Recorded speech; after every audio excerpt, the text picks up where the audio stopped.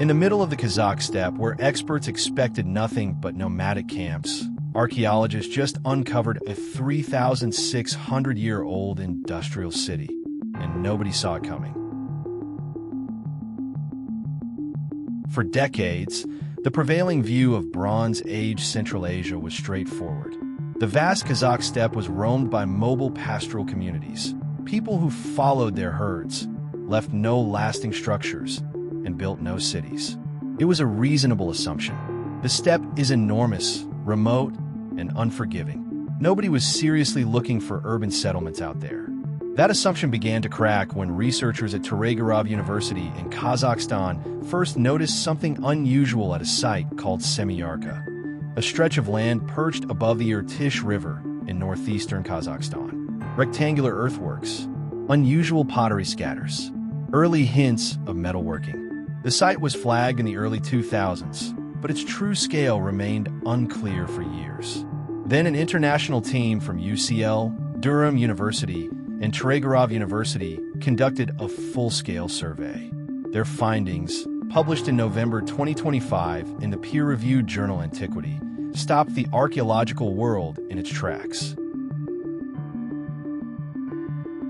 What the team uncovered wasn't a village. Semiyarka spans roughly 140 hectares, about 346 acres, making it more than 4 times larger than any comparable settlement known in the region from that era. But size alone wasn't the real shock. Scattered across the site were clusters of slag, crucibles, and metal artifacts pointing to organized, large-scale bronze production. Copper and tin were being processed here, not just for local use, but at a level of industrial output that implied coordination, specialization, and trade networks stretching far beyond the steppe. The outlines of at least 15 structures have been identified, some with internal rooms suggesting permanent residential use.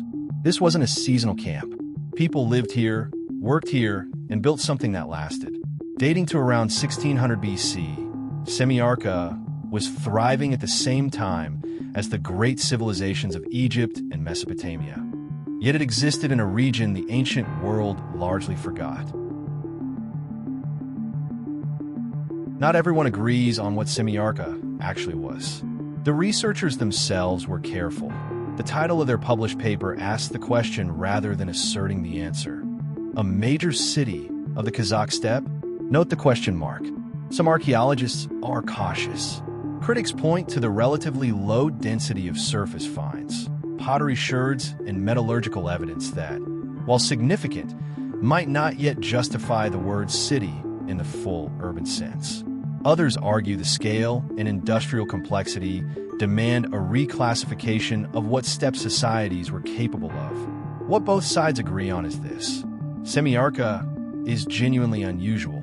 The excavation is still in its early stages, and what lies beneath the surface remains largely unknown. If Semiyarka proves to be a true urban center, it fundamentally challenges the long-held model of Bronze Age Central Asia as a world of wandering herders with no cities and no complex economies.